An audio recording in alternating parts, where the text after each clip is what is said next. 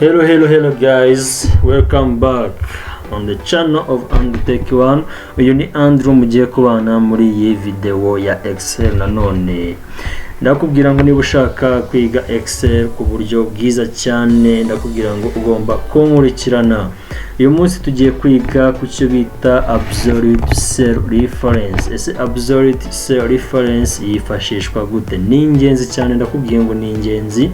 Kunari ingenzi uraje ubibone mu kanya. Twagiye rero ahangaha uri mu manager ariko barakubwiye ngo barashaka toto hakuwemo commission.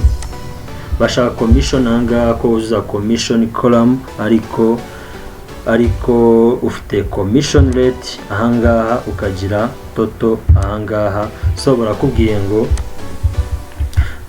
ngo ugomba kugaragaza commissions zigomba gutangwa kuri buri mu account manager.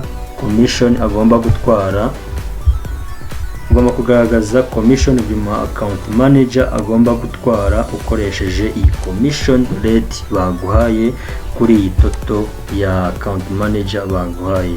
Ese wabigenza gute? Reka tubikore turebe. Ikintu cya mbere ugomba gukora nkuko twabibonye muri video y'ubushize, ugomba gushyiramo icyo bita equal sign. Ugomba gushyiramo icyo bita equal sign, ukaza ugahitamo toto ushaka gukura commission, ubundi ukaza urabizi iyo bashaka commission bagoye commission rate ugomba gukuba. Turashyiraho iyi asterisk igaragaza yuko dushaka gukuba. Tuze duhitemo rate baduhaye 5% ahangaha, ubundi dukande enter. Dukanda enter turabona yuko uyu mu account manager azatwara commission $2,121. None ahangaha kugira ngo tubone n'abandi account manager tuzaza ducopy from here downwards, ubundi tubone values zabo. Ariko ahangaha urabona tubonye error. Ese ni kubera iki tubonye error?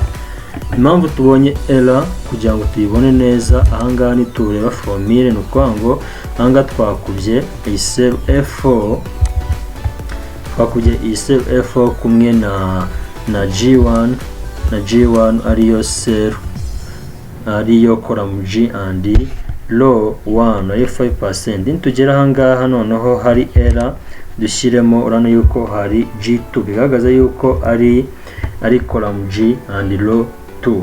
Ngo Excel automatically irimo kuba wakoresha iriya fill handle igenda ikurikiza columns na rows wagiye uyiha. Nuko ngo ahangaha ni ahita gufata mu account manager ukurikiye ahangaha, nigera ahangaha isange harimo ubusa, ikwereke yuko ari error. None nigera ahangaha urabona yuko ni G3 nuko ngo G3 urabona yuko hari commission, naho nihagera urabona yuko harimo ibintu bitari imibare, ikwereke yuko ari error. So kugira ngo izi errors uzirinde wabigenza gute? Ukuntu wabigenza nta kundi usibye uko tugiye kureba. Ahangaha ndaza mwirike muri formule yacu dufite ahangaha, kubera yuko dufite gukuba iyi column ya toto ni commission rate, tugomba gukora icyo bita absolute cell reference, tukaza tukarifaringa kuri iyi cell, tukabwira Excel yuko ari iyi cell yonyine iyi ngiyi turimo gukoreramo, ko dushaka 5%, nize kuba yashiftinga ngije ku hasi igenda imanuka, ahubwo tugomba kuyilockinga. Icyo bisobanuye. So uraza ukandanga muri G1, numa ukandamo uze ukande iyi buto ya F4 inshuro imwe yonyine, nuyikandamo inshuro imwe. Ahangaha bisobanuye yuko ulokinze cyangwa ufunze iyi column ya G, ukongera ukalokinga iyi row ya 1. Iyi row ya 1 bisobanuye yuko ulokinze iyi cell ya G5. no kwanga usobanuye yuko bwiye Excel ngo izi toto zose ashaka yuko buri toto izagenda ikubwa n'iyi cell ya G5.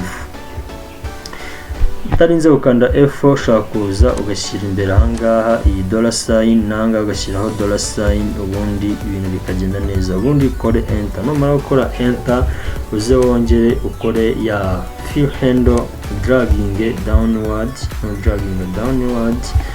data zirahita zijyamo uko ubishaka. nukuvuga ngo buri account manager ngaha arahita agira commission ye ukoresheje buriya buryo bworoshye cyane bwo gukoresha absolute cell reference.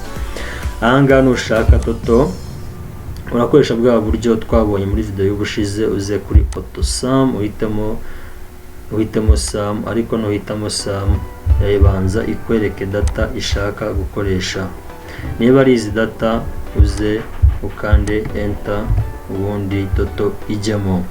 So guys, wakoze kunkurikirana. niba ushaka gukora pratique ndakumenyesha yuko izi data mba nakoresheje zishyira muri description link, ubundi ukagenda ukadownloadinga, ubu nawe ugashobora kuba wakora practice uko ubishaka. So thank you, ntiwibagirwe gusubscribinga. turi kumwe muri video y'ubutaha. Ciao ciao.